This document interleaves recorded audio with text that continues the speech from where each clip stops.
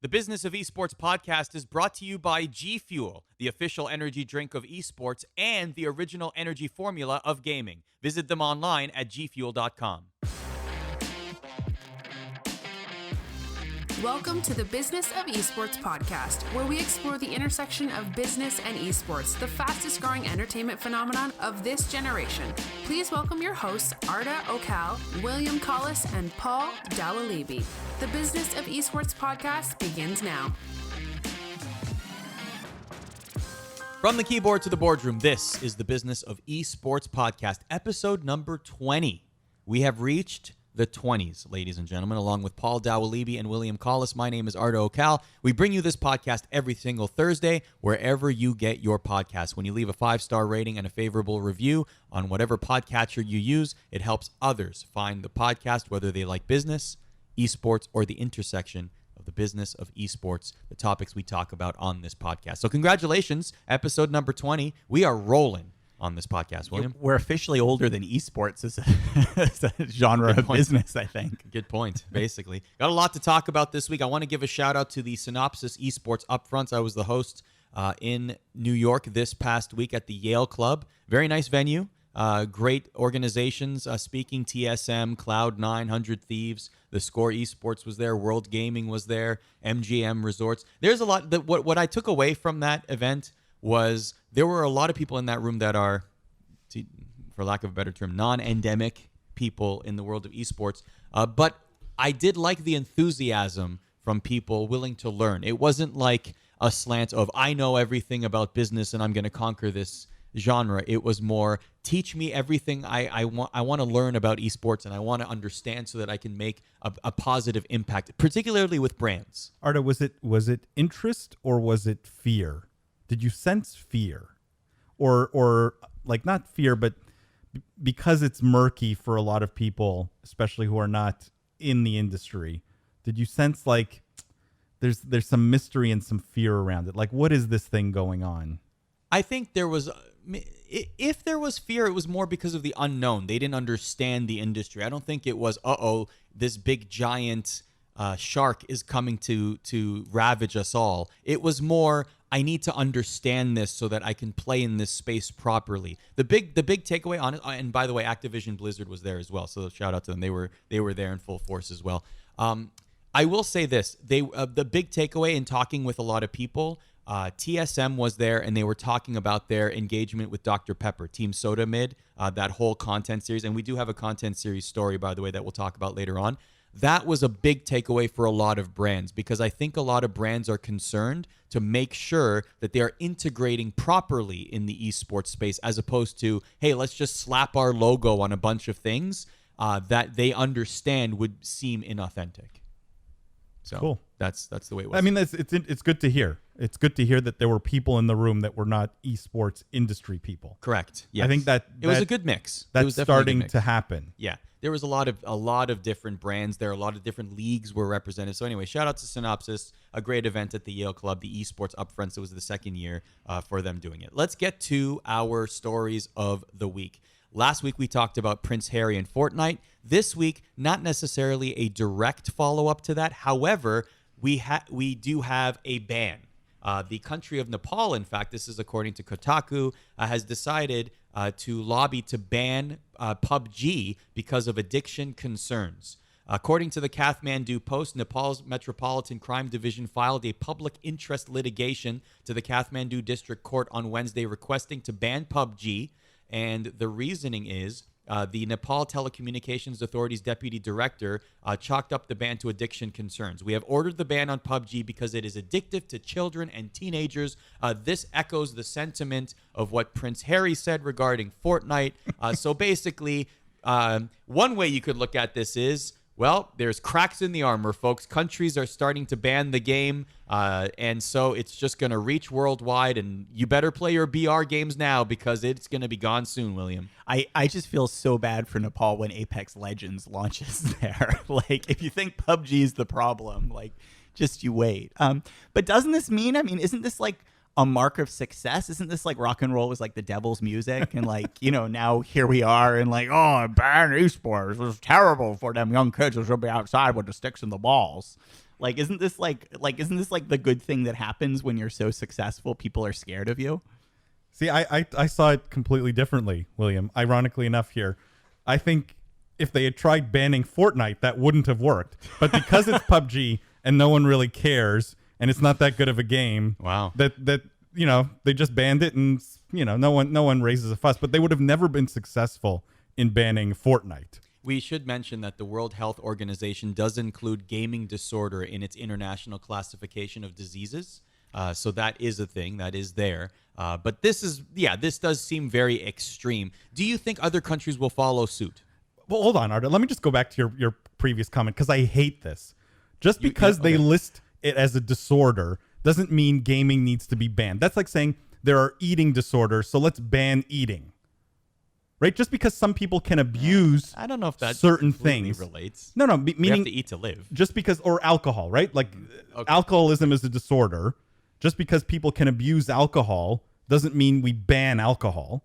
It's about drinking responsibly or gaming responsibly. And to be fair, there are countries that ban alcohol, so like this is going to happen around the world at some point. Yeah.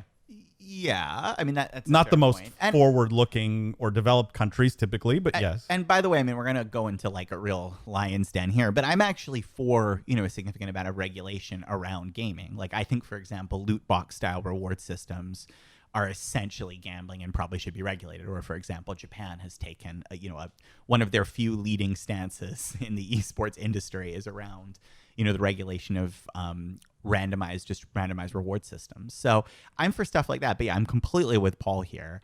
I think we have to be very careful because I think, particularly for a lot of parents who don't really understand gaming and they maybe hear horror stories or read something in People magazine or Us Weekly and start to worry, oh, that could be my kid too. The reality is the vast majority of gamers are well-adjusted people because close to the vast majority of Americans are gamers. I mean, this is becoming about as mainstream as it can get. And it's not like we live in some weird Matrix universe where everybody is at home plugged in, shivering in the cold dark. I mean, for most people, it's a fun, engaging form of entertainment. And just because it can be addictive because it's compelling and fun. Well, guess what? You can be addicted to exercise. You can be addicted to skydiving. I mean, doesn't mean the things are inherently bad. It's one of those things where the news covers only the most sensational stories, which typically are the most negative ones, but it really is the very small minority. That being said, guys, let's not have my wife find out about this because she will be writing to some U.S. senators to get Sekiro Shadows Die Twice banned. He had to get the Sekiro into this. The best part happened in the first story, though. That's the best part. I thought you were going to wait to the end of the podcast. Nope, get right in there. I'm sorry, From Software, if you're listening, that game's a masterpiece. And how long did it take you to beat the game, William? 40 hours, and I beat Allfather second form on the third try. Oh Just my saying, gosh. There's my street cred right there. If you didn't think I was a real gamer, joke's on you. Apparently, I'm an okay gamer. Single player. Yeah, well, as we all know, that's the future of esports, right? Everybody's launching Single player. You're gonna launch a Sekiro Shadows Die Twice esports team where it's just speed runs. I'm actually building a little, after the farming simulator esports league story that we had a couple podcasts ago, I'm building a whole little network of games that shouldn't have a competitive scene but somehow will. All right. Well, if let's move on from this. If you have a topic, by the way, or even an opinion that you didn't agree with from our panel here, or a topic we didn't get to on the podcast, feel free to yell at us on social media at Biz Esports. Find us on Instagram, find us on LinkedIn, and also thebusinessofelsports.com. We have a news cycle every single day. Paul puts up articles so that you are completely caught up in the world of the business of esports. Many of those topics we talk about on this podcast, including a tweet from ESPN's Jacob Wolf, who reported that Sixers owner Harris Blitzer Sports Entertainment have agreed in principle to purchase a majority stake in Clutch Gaming for a total investment of $20 million, according to documents. That means that Dignitas will return to League of Legends. Paul, you have the economic breakdown of why this transaction was made. Give it to us. So Clutch paid $13 million for the League of Legends spot. And in reality, they didn't even pay the $13 million. They've only paid like 8 of the 13 because it comes in payments over years. And essentially, Harris Blitzer paid $12.5 million cash for Clutch, plus the remaining of the 20 is going in to fund the operations of the business. Plus, they have that $5 million liability for the license itself or the franchise itself. What I think is interesting here, everyone's going to look at this, I think, and say, wow, this is a great exit for Clutch Gaming. They're making a nice little return on the investment that they made in this franchise, and they're getting out now, and they're still retaining some ownership in the business. And they're going to point at this and say, this means investing in teams is good, right? Because you've seen an uptick in valuation from just 2017 when they bought the franchise to today. And it's a great exit for the guys at Clutch and a great transaction for the guys at Clutch. When I look at this, though, I don't see this as a commentary on the viability of investing in teams, because I still think investing in teams are some of the worst investments in esports. When I look at this, I go, all this speaks to is the value of owning a franchise in a popular game. Because when you look at the numbers, what this proves, and when you look at the transaction as a whole, is that all the value here is in the League of Legends franchise. That's pretty much it. In fact, Dignitas is putting, or Herr Splitzer is putting no value on anything else, really, in the transaction. The Dignitas CEO is going to take over the combined entity, so they don't really care about the management at Clutch. The branding is going to Dignitas, so they're getting rid of the Clutch branding, so there's no value in the brand for them. They're essentially paying a premium for the League of Legends franchise that they couldn't get at face value. So they couldn't get it for 13. They're saying, fine, we're willing to pay 20 for it. And to me, that's the story here. Not, oh my God, look at the value of teams increasing. Look at whatever, the team investment being a good investment. To me, all this transaction says is the franchises in popular games are going to go up in value because they're limited in quantity, and people who want to play there will pay for it. So let's say that right now, you have mentioned this on the podcast many times, the state of Overwatch today is not at its best.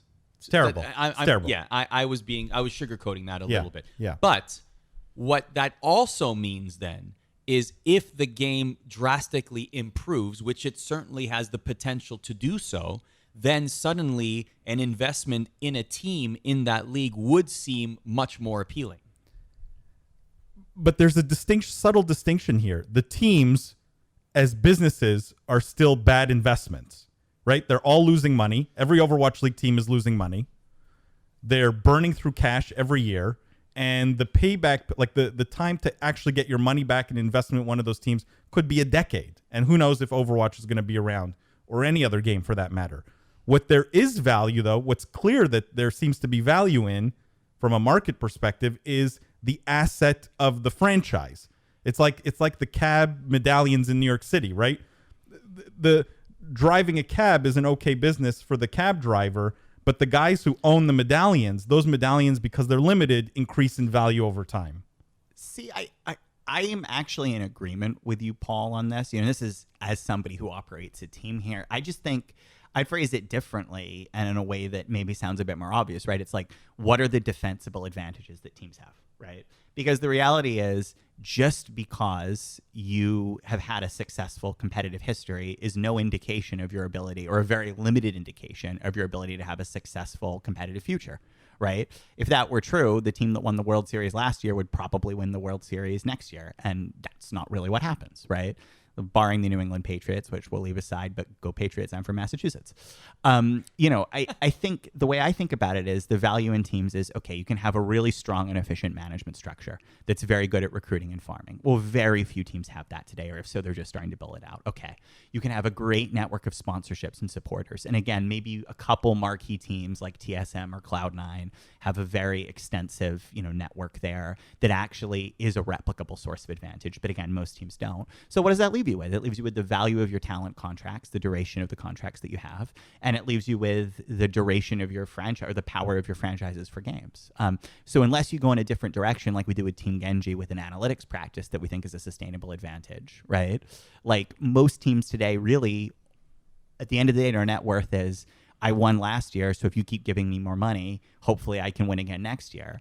And there's no particular reason to believe why you should give money to that team versus any other team, because at the end of the day, if you can pay for the contracts with the players, you too can perform well. So doesn't this prove my point, William, that I've been saying for months now, which is team investments are some of the worst in esports, and and this transaction in its entirety proves that there's literally no value in Clutch Gaming other than the asset they possessed, which was the League of Legends franchise. It's about sustainable advantage. So I agree with you that a lot of teams are bad investments. That doesn't mean teams themselves are inherently a bad investment. I think the team needs to have a source of sustainable competitive advantage, and that can come Fair, from but let's argue that almost none do, right? We could argue, you could make the point that almost none do, and therefore all of their values are tied up into some asset, usually a franchise, right, that they own, that they don't control. The value of that they have no control over. I think that,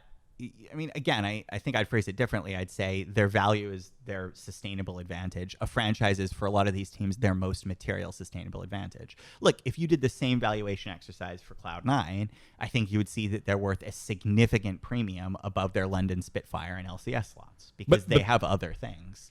I do think but that's scary. True. To me, this is kind of exactly what bothers me. Why should they be valued higher than the value of the franchises they own when the Clutch transaction here has proven in a very tangible way that the value in these teams is literally only the franchise. But here I'm surprised, Paul, because I think you're kind of committing the opposite mistake that I see a lot of investors coming into this space committing, which is they look at a team like Cloud9 and they say, okay, Cloud9's worth $350 million or whatever it is. So here's another team, let's say, 100 Thieves, right? They are in the same league as Cloud9, right? Ostensibly, they access the same talent pool. They must be worth the same thing because they sort of look alike, right? And the reality is that is not true. There are big differences across these team valuations, largely driven by the management structure and the relationship networks that they have that produce sustainable competitive advantage in the talent markets. And there are only a few orgs that are top flight that really have that type of pull. And a lot of the other orgs don't. They don't have the same recruiting pipeline. They don't have the same scouting pipeline, so they struggle. And that's, by the way, why you see these quote unquote, marquee or premier organizations consistently outperform regardless of game. It has nothing to do with them having a franchise slot, and it has everything to do with structurally they're well set up to be a team. Outperform how? None of them are making money. Well, win. Outperform how? Let me ask this question too. There's another side of this that these spots can be bought, right? Like basically, Dignitas is in League of Legends competition at this level again because a team was purchased, but also that means that I can only assume, and correct me if I'm wrong, that players will change and the team has changed, right? Like we're gonna see a different makeup from the Clutch Gaming team that initially bought this spot that would be competing, unless that team gets completely usurped. We don't know that, but. What I'm wondering is that dangerous in the sense that if I'm an investor, I can basically buy a spot and put whoever do you know what I'm saying? Like, does that make sense? I don't think it's dangerous at all. Again, I come back to it. To me, this clearly shows that the only value here is in the spot. It's in the franchise. And I worry for any team that doesn't have some kind of technology, some kind of differentiator that's not just branding, merch, and a franchise spot, what they bring to the table. And it proves to me that the valuations on most of these teams, Cloud9 included, are crazy. They're not tied to any tangible reality, any defensible assumptions. They're not tied to anything that you can actually prove. They're just fantasy. Is it more because they're selling fantasy? Is it more because we're used to that with traditional sports? Yeah, but this is the fantasy that everyone has convinced themselves of. But isn't this true? Just step back, and I kind of want to. This is another take of the argument, but isn't it true just that in general, sports teams across every sport are ridiculously overvalued? Like, what is it? The New England Patriots are worth $5 billion. Yeah, because they're trophies, they're playthings. Yeah, well, but I mean, can't that, leaving aside that there's not material value in esports teams, which I would dispute, couldn't the same be true for esports? Like, maybe there's just just like 80-years like to own football teams. But why Aren't will there they wealthy pay 30-year-olds or 40-year-olds who like to own esports teams? Yes, and you just proved my point, William, which is the only reason people are willing to pay crazy valuations for sports teams or esports teams is the limited quantity. But right, the reason you'll pay $5 billion to own the Jets is because there's only 30 guys in the world who own NFL teams, and to be in that club makes you special. Also because that sport is revered and many people go. Yeah, and but there's it's a the perception. ego thing. It's an ego. It's an ego play It's an as ego opposed thing. to a. It's Yes, not. I It's agree not with a sound financial investment. It happens to become that because ego is not going away anytime soon, and someone will always be willing to pay you a lot more at some point down the road to have that ego fix.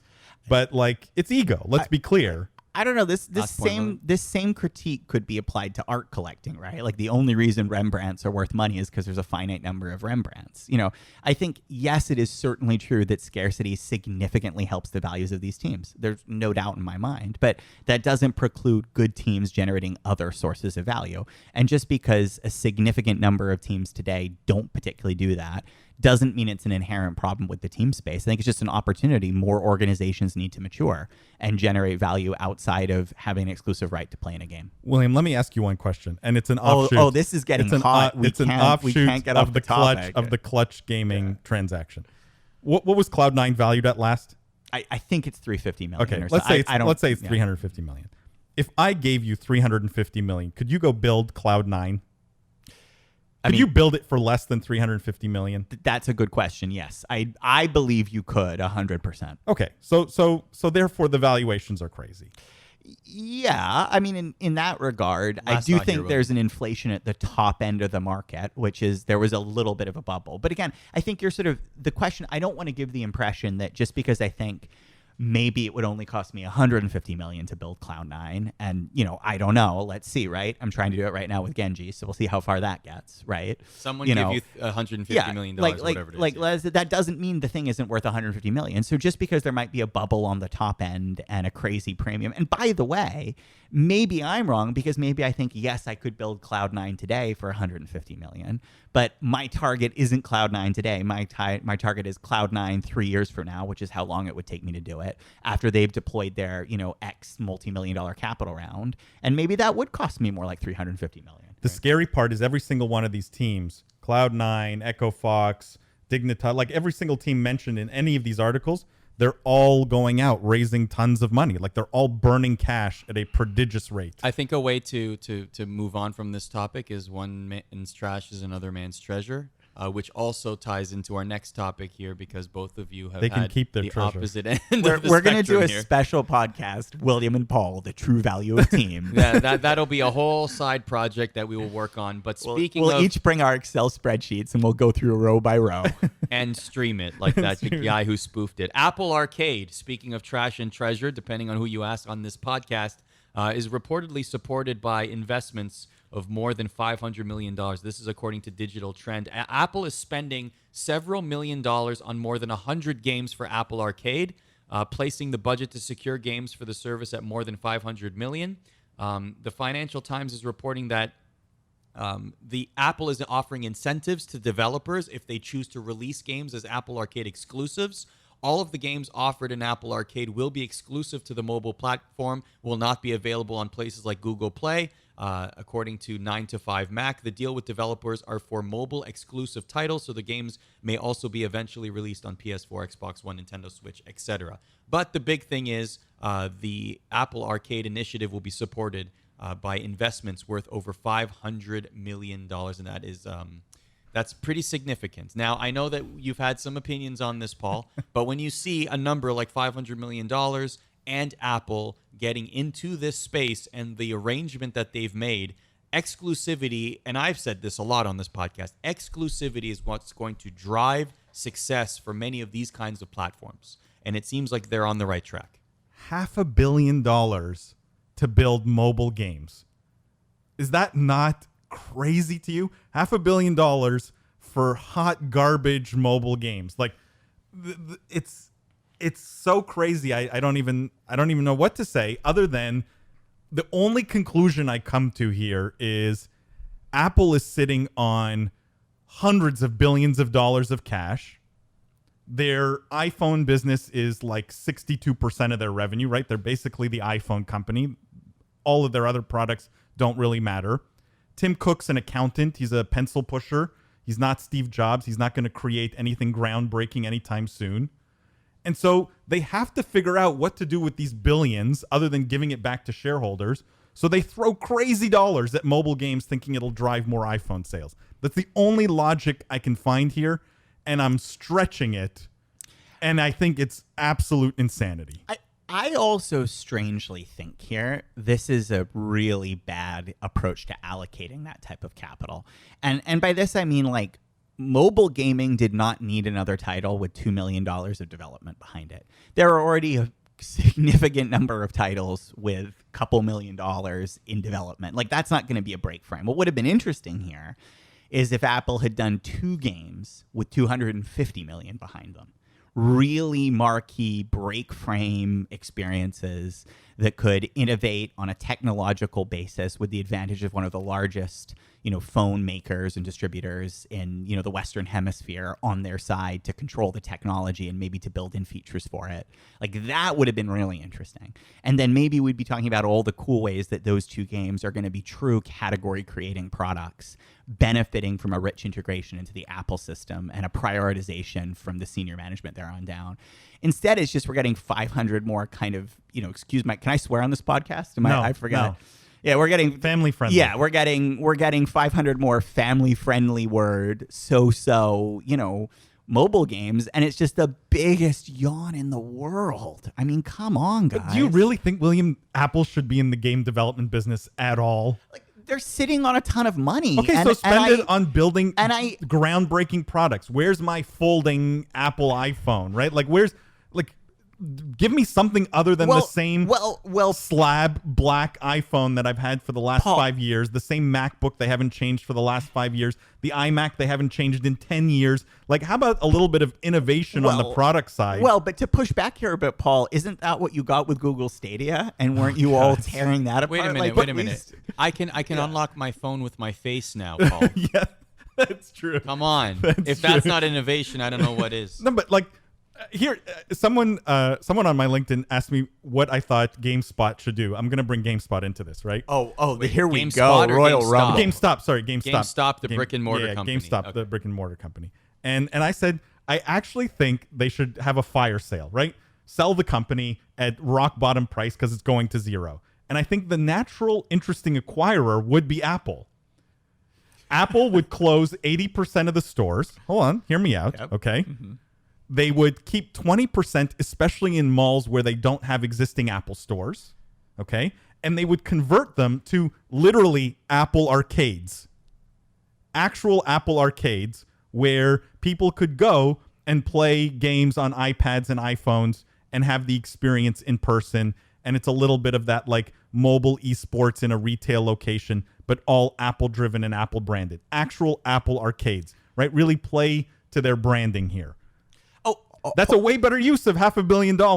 Hold on 1 second here, Paul. My phone is ringing. Let me get this. Oh, it's the CEO of GameStop. Oh, hello. He's saying that's actually a good idea, and he wants to talk. And there's a jet coming here right now. No, quite seriously, that's a very good suggestion. Because that is a company in the throw. And I liked you when you said Firesale, it's going to zero. I think anything that has a follow-up after that is reasonable.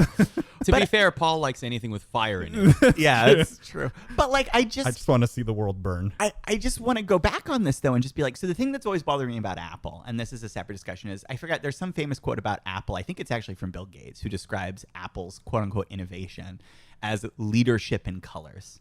And what I mean by that is that they're really a design-driven company. They're actually not good at, or what I think Bill Gates meant by that, I should say. And I think it's a Gates quote from earlier days. And I think what I mean by that is they're very good at taking a technology that already exists and repackaging it in a way that makes you feel it's new. But they're not that great in doing totally new break frame cutting edge technology. And you can say that's a fair or a not fair characterization of Apple. I don't want to defend that, but I generally think it's more fair than not. But it sort of reflects the situation here, which is this is leadership in colors. Like, there were already plenty of mobile games doing good businesses. This is Apple saying if we put a unifying brand around it and slap a approved logo on it and pump it to the front of our store, we can get our piece of that. And maybe it'll feel different to the 10% of Americans who've never played a mobile game before, but now will when it's pre-installed on the iPhone 10. Or what are we on now? iPhone 32? Who cares? I think it's that type of play, Yeah, but if you look at the business, let's take a real business look at this. I was pretty upset when I saw, and I'm not a big Apple shareholder, so maybe that's why I was upset, but I saw Apple paying big dividends back to shareholders to essentially work down their cash hoard, right? They were sitting on so much cash. Shareholders are going, what are you doing with this? You need to pay a dividend back to shareholders. And they started paying out, I think they've paid out like 50 billion or 60 billion of dividends to shareholders because they're sitting literally on so much cash. And I thought, man, yes, I get why this is good for the shareholders, but long term, they're really mortgaging their future because that's money so much better spent on innovation and new products and new category defining products. And to me, this investment, even though it's much smaller, it's only $500 million, only $500 million, rings the same way to me. It feels the same to me. Like this money is so much better spent on something much more core to Apple's business than just a tool to potentially drive more iPhone sales. That's literally all this is. They're saying we need stuff to drive more iPhone sales instead of saying, hey, wait a second. This iPhone business is getting more competitive. What new category of product can we create, or how can we really differentiate ourselves? Not go spend $500 million on mobile game garbage. Yeah, I don't know. I think this is a little bit. Look, I'm not a fan of this either. I do think this is a bit of a damned if you do, damned if you don't scenario. If you're like Google and you put your money in a real source of innovation, yes, there's risk. Yes, it may not work, but at least Stadia's heart is in the right place. That's why I like Stadia. Stadia's heart's not in the right place. Oh my gosh, it is. But look, I just gave you an example of the GameStop acquisition. Yeah. Mm-hmm. Right? Like, where are the brilliant minds at Apple corporate development? Well, that was the solution for GameStop, not for Apple corporate dev. Look, the thing I would do and I'm quite serious about this. I mean, like, the thing, if you're Apple and you really want to get into the gaming space, like I said, the thing I would look into is, look, we have not had there's a known problem that has not been solved for mobile gaming, which is your input method, right? Like, gaming itself, core gaming, didn't really take off on a console until the advent of the modern Nintendo controller, right? Before then, we had all sorts of weird stuff and Commodore 64-y things and joysticks. And eventually, we got an input method that, granted, when it was classic Nintendo, it murdered your hands and ripped apart your thumbs. But overall, it was close enough to an input method that it's essentially unchanged to today. We've added more buttons. It's gotten more ergonomic. But that's the way we think you should interact with console games and games on the television. I don't think we have a definitive input method for gaming on the phone. And I think that's part of what significantly holds back mobile gaming, is the fact that you fundamentally have to cover up the play space, the thing you need to watch, to give inputs. I would love to see Apple use their network of integrated technology solutions to have a real meaningful solution for gaming input on the phone. And that would be the place if they announced a $5 billion initiative for mind machine control, like Facebook has done a little bit of and things like that. I would be so much more excited, because that, to me, would be the true leadership in the space and a novel way of building exclusivity for games for the Apple Store. Because then I could say, Apple, the only place where I can control games with my mind. 100% agree. But real innovation died at Apple with Steve Jobs. And the biggest mistake he made was put a bean counter in charge. Oh, I like Tim Cook. This is off topic, but I'm a big Tim Cook fan. So let's agree to disagree here. Okay. And save it for our special bonus podcast where we got our Excel spreadsheets on Tim Cook's career. And and the tangent podcast is what we'll call it, which is often what we go on in this podcast, which is totally fine. But speaking of innovation, I think this is a really good innovation, and then we're starting to see a template in terms of brands and content. We talked about TSM and Dr. Pepper at the top of the podcast having a successful content series. Well, how about Totino's sponsoring 100 Thieves' Fortnite team and announcing a 10-week content series? This is via the Esports Observer. Totino's continues its partnership with 100 Thieves by sponsoring the esports team, particularly Fortnite. The announcement comes just months after Totino's became a founding sponsor of the 100 Thieves Call of Duty team, and also co-branded content has been planned, including a video tour of the Totino's World Cup house in Atlanta, Georgia, and a Fortnite docuseries called Loot. What I like about this, gentlemen, is that this seems to be a very creative way for brands, and easy brands, to be able to get into the gaming and esports space by essentially allowing these teams and houses and content creators to make their own content, but having a brand attached to it. It seems like a win-win kind of situation when executed properly on all fronts. William, what do you think? I feel like every podcast we have a story about, in non-endemic sponsor X joins esports team Y or esports brand Y. And the answer always comes down to one of two things. Either, wow, that was a terrible combination. That's like putting, peanut butter with ketchup. Why would you do that? Where are the people who understand marketing at that company? Or, hey, that wasn't such a bad idea. We got peanut butter and jelly. Good job. I would put this in that wasn't such a bad idea. We got peanut butter and jelly. Good job, camp. This still hasn't blown my mind. Like, I'm waiting for the esports marketing partnership that completely goes, oh my God, how did we miss that? I'm waiting for the, what are you doing after you win the Super Bowl? I'm going to Disney World moment. Like, we still haven't had that. Yes, this is a more nuanced integration, but guess what? Totino's is a pretty good brand for sort of marketing to the core gamer demographic already. They've shown a lot of maturity in their advertising over the last few years. It doesn't surprise me they do a pretty good activation here. I just wouldn't say this is home run, break frame, wow. Paul? This is one of those things where I I agree with William that the match here is much better than ones we've discussed previously, right? The Totinos, it's a snack food. It makes sense in the context of the audience here. In the short term, these kinds of partnerships, I think, will do very well, where content creation is the goal, because I think there's a lack of really good content and well-produced content in the gaming space. And I think there's a huge demand for it, and so I think it will get a lot of attention. Long term, as the market gets flooded with more and more of this content, I think this speaks to, again, the teams not really knowing how to grow their business. Zero idea of how to grow their business. And so they're throwing everything at the wall and hoping that something sticks. Let's produce content. Let's sell jerseys.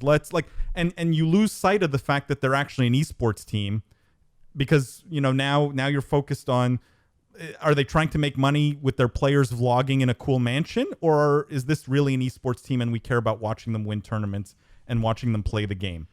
Well, that's or is this a brand helping storytell? Yeah, but I'm really bothered. There's a second part of this story, which is this house, right? They put all these players up in this huge mansion, and this bothers me to no end. There's a grumpy old man in me that hates this because I've seen this before. The tech startup scene, the tech venture scene from late 90s, early 2000s, even mid 2000s, it was all about the trappings of success before you've had success. You bought $1,000 chairs for your employees. You had foosball tables in the office. You had beanbag chairs. It was let's look cool before we're actually a viable business in the hopes that we fool some people. And I feel like this is what's going on, right? 100 Thieves wants to create this perception of success, and we're all these cool gamers and living in this mansion, and it's all kind of fake because the businesses are bleeding money. Well, I can't believe we're going to agree on something, but I think team houses are one of the worst ideas. Like, first of all, it is, you correctly identified, there is a core tension in teams between winning and being competitive and making great content and being lifestyle. And I think a lot of teams think that winning is super important and then try to win, but also then think that lifestyle is important because sponsors, it's easier to sponsor that type of content and get caught in this middle place. And if you think about it, like, if putting all your players in a big house in a mansion to live all together all the time was the best way to train a competitive organization, like, why doesn't Tom Brady and Bill Belichick, share a bathroom, right? Like, it's obviously not a good model. It works if you're doing content, but it's fundamentally deleterious to practice and training if you're trying to win. And it bothers me that teams conflate these two things all the time. And esports becomes the footnote. Football teams are not training for 10 to 12 hours a day. Esports teams are training that long, and they need to be in the same room when they do it. Whoa. Football teams, let's be clear. And granted, listeners, you may freely expose my strong ignorance of traditional sports, but football players are training to 10 to 12 hours a day. Not as a team together. They might be going to the gym. They might be watching tape, but that's in groups. Arda, I would argue it's even more pronounced the other way than what you're thinking, right? To train in football, for the most part, you got to be on the field together. running plays. But you're right? not doing that for 10 to 12 hours a day. Maybe not. But in gaming, I could be sitting in my living room. The other guy could be sitting 200 miles away in his living room. But you've playing. talked about latency. That's going to be an issue, right? Like you need to be in the same room to have the true, the best arrangement of what's going to happen in competition. Most of these teams don't play on LAN in tournaments anyways, right? Like 80% of the tournaments are not on LAN. It's just the big ones, and usually in the finals, like the last final rounds, basically. Look, I think we overrate latency. Yes, it does make a big difference, but fundamentally, a lot of these guys aren't practicing on, private.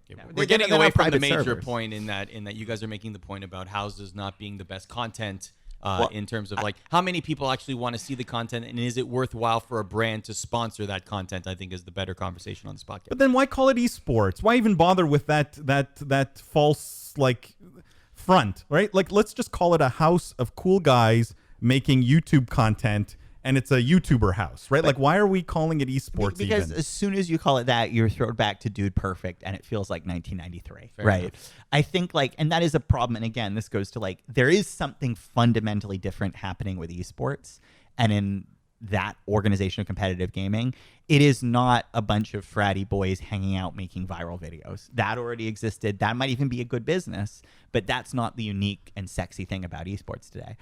I also just want to say, guys, we should just start a list. Like, Paul, you and I should start, and Arda, we should just start a marketing agency, because off the top of my head, I can think of 15 better promotions than this Totino's thing. Like, where is KFC partnered up with PUBG winner chicken dinner? Like, come on. It took me all of 2 seconds. I thought of it while I was saying it. Where is my, hey guys, respawn in a McDonald's and, Apex Legends? There are so many obvious fun branding integrations to happen here, because you have a digital world. This is what brands were craving. They now have a true environment to deliver a storytelling experience, right? And instead they're just advocating off to label slaps. I don't know. I want more. I will call it here first. I think 100 Thieves, just based on this news, is going to have one of the hardest falls of any esports team. They are going to crash and burn quite hard. Not next year, not in 2 years. They will.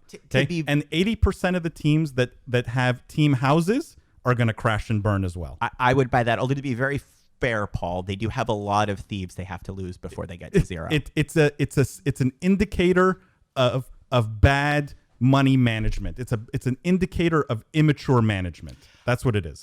I definitely think, last point on the teams that are there is a phenomenon that's happened, which is these teams have raised a ton of money, and they've gone, oh dear, I raised a lot of money. I need to spend it to show that I had to raise a lot of money. What are obvious things to spend on? Training centers, private housing. That's right? Tech startups from 20 years ago, right? We raised zillions of dollars. What do? Well, let's buy expensive chairs and expensive offices and super cool computers. And by the way, I can show you, because I probably shouldn't say this, but we've done the math at Genji. I can show you this. I can look at, if you look at funds raised is one variable to control on, and training variable is the other, and you control for competitive success, you see that there is a strong negative correlation with opening. It's a bad move. It doesn't add any value. Agreed.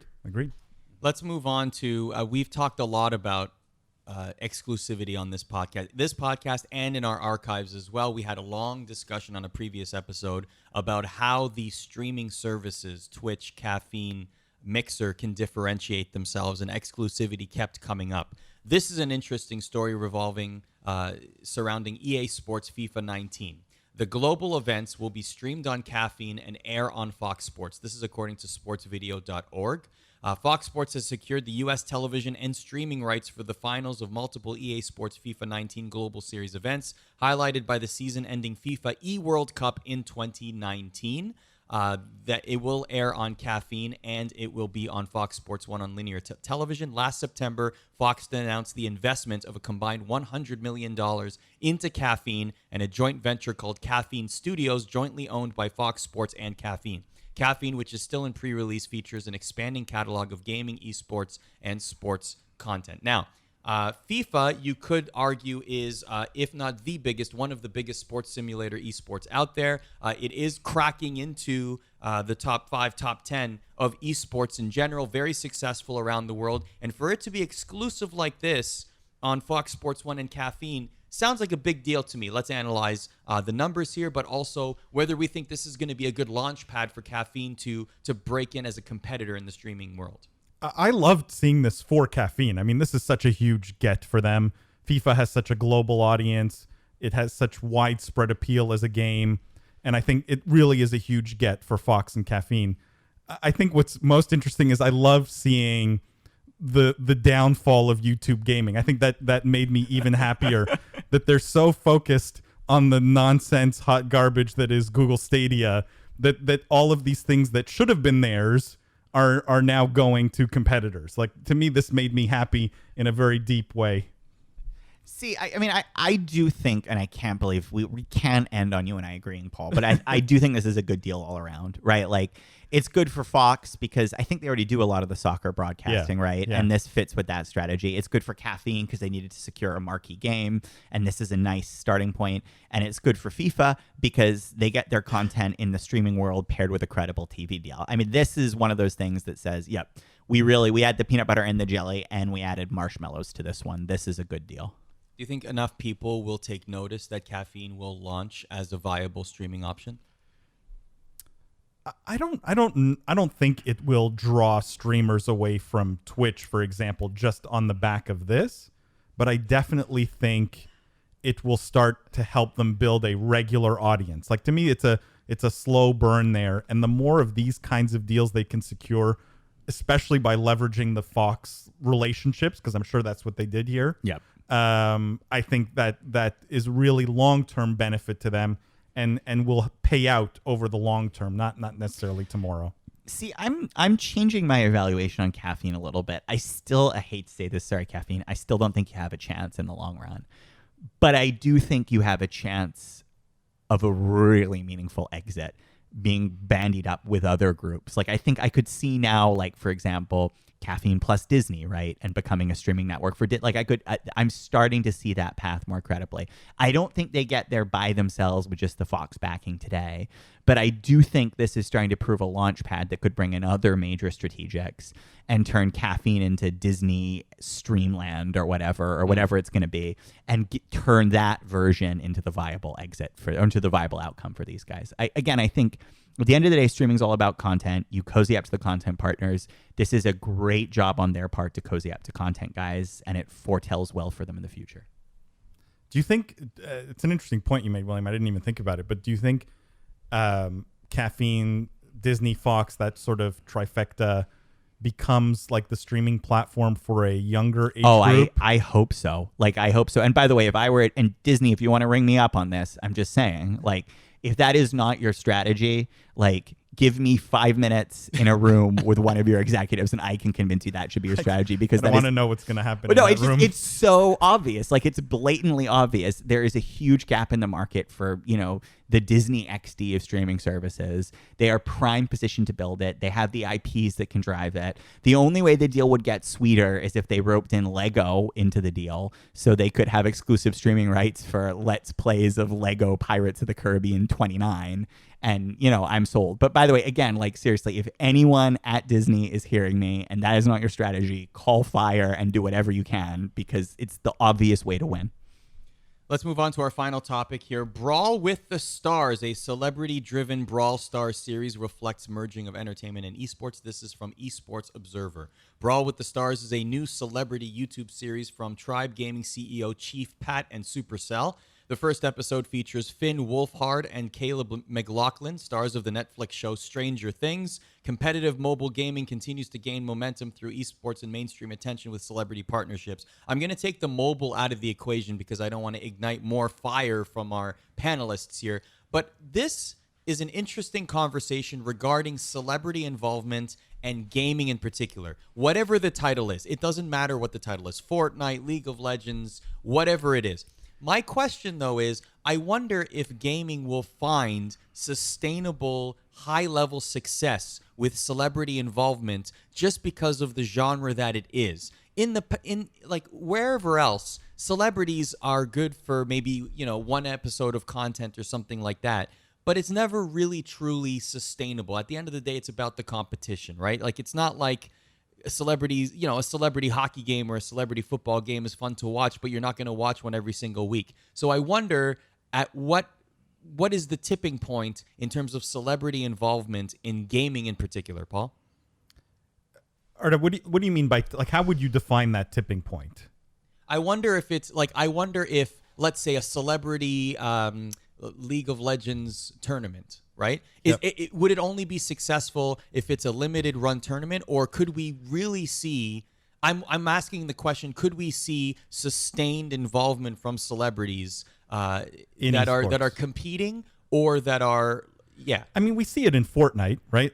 It depends how you qualify celebrity as well. Like, are we talking streaming celebrity, or are we talking more mainstream celebrity, like someone who doesn't do anything esports related at all, right? Like, is it is Brad Pitt going to be at some esports event? I think as the industry goes more and more mainstream, especially with more mainstream games, right, more casual games that are more accessible to people outside of esports, that inner circle, you will absolutely get more involvement from celebrities. I don't think we need that, but I think it's going to happen anyways. And I think we're starting to see that. The bigger question is, like, does it look more like golf, where everything's like a pro-am and you have a celebrity playing golf on the Thursday or the Wednesday before the big tournament? Yes. And that's going to be the involvement? Or will you get, like, guys literally moving from the movie business and going full-time esports star? See, I think this goes back to what we were saying is missing in streaming, which is personality, right? Like, there are lots of streamers who are great at the games, and that makes them entertaining, but there's a serious dearth of personality and character across streaming in general. I mean, celebrities entering solve that, right? Because one thing that's true of a lot of celebrities is they do have great or notable personalities, or at least they're capable of faking it or playing one for the camera. So I think it has hugely long-term viability. The thing I'm waiting for, and the twist that I have on this, is celebrities in prison. Because Felicity Huffman and Lori Loughlin have to do something after this college admissions scandal. And wouldn't you just love to see them play bully? I was like, where were you going with that? That's what I was wondering. Could we see a celebrity League of Legends league? Could we see a celebrity Overwatch league? I don't know if you would see a league, but you would definitely see, like, a one match, right? Like the same how you have a season of Family Feud, but then you have the one celebrity Family Feud episode. So that's you know what I mean? Like, I was trying to figure out the point that how much celebrity involvement will the gaming community accept? I think it has more legs than that, because you're not asking the celebrities to do something they don't already do. Like, these guys already play games. If they're willing to play games at a slightly more pre-scripted time and, have a camera trained on them while they do it, I think you're going to see, and candidly, I'd be disappointed if you didn't see a lot more mainstream, consistent streams from top celebrities. It's just going to be packaged into a more preset format because there's a lot of existing value that's better captured that way. Do you guys watch Jeopardy? Of course. Yeah. Like, do you watch Celebrity Jeopardy? If it's on, it's not destination viewing. No, but to me, I fear the same outcome here, right? Like, you watch Jeopardy because you want to watch really smart people answering really hard questions. And so then you watch Celebrity Jeopardy and you're going, oh my God, like how far they've dumbed this down so these guys can answer these questions. And I just worry that what will be the long-term appeal of a celebrity league when these guys are not going to be the greatest players? But see, this is where I think I have a different take, which is I'm not saying that every celebrity with a sparkling personality who's never picked up a controller deserves to have a successful stream or presence. I'm saying I think there are already celebrities who are really good gamers. I think you would be surprised if you went digging in that space. I think you'd find quite a few Masters Overwatch players. Or, Masters League players. Yeah, but you wouldn't want to watch a league of Masters level Overwatch players, right? One match as a novelty to see their personalities playing and things like that. Like, that's fun. But a league of Masters level guys, I think there's more here, because I think what it comes down to is the gameplay. Yes, there are people you will watch because the gameplay is so incredible, and that's what carries the day, and that's all you care about because you see truly transcendental moments. But there are also people you watch because you like them as people, because they're engaging, it's fun, and it's silly, right? And I think there is if you do the Venn diagram overlapping those two things, there are gamers who are skilled enough and celebrities and have a great personality that there's a sustainable space to be built here. I don't know who they are. Vin Diesel might be a start because I know that guy has Dungeons and Dragons, and God knows Riddick is criminally underrated as an IP. But like, sorry, did I just drop? Man, we have so many side podcasts to Yeah, work on. this is why William thinks Chronicles of Riddick is this generation's Tolkien. Like, you know. Oh my God. No, but like, I mean, there are people who could carry it, and like I said, guys, like if you look at the vast majority of top streamers, they're not. Like again, Ninja's great, and I'm not even saying the celebrities are Ninja level, but he's not the best Fortnite player to ever live. You know, I just worry it becomes novelty, right? Like seeing Brad Pitt and a few other actors play Fortnite is cool once, maybe twice, and then you're like, okay, I get the shtick, right? Like it's the correct level of celebrity status and game acumen is necessary for it to be sustainable. Yeah. Like if Jack Black is good at a certain game, we're gonna watch, or he'll make successful content and make it fun. But if you're like Juju Smith-Schuster is good at Fortnite, right? Better than the average celebrity, athlete, or even average person. So that's why he's compelling to watch, because he's an NFL player that happens to be good at Fortnite. Speaking of celebrities playing video games, right? Weren't we supposed to start launching our Twitch co-play? We have stuff? enough on our plate. We have 12 side podcasts to do. Now you want us to stream too? I'm just saying, guys, we've identified a gap in the market, and I think the number of Sekiro streamers is falling off a cliff right now. I'd be happy to jump back in. So subscribe to William's Sekiro channel. Let's end it there. Thank you very much for rating, reviewing, and subscribing. William, you have one last thing to say? One last thought? No, I really don't, other than I'm so sorry for bringing up Sekiro twice. I'm going to be castigated after this podcast is over. Let that shadow die twice. Oh! On that note, thank you very much for listening, and we'll catch you next time. Thanks for listening to the Business of Esports podcast. Check us out at thebusinessofelsports.com and on Twitter at BizEsports.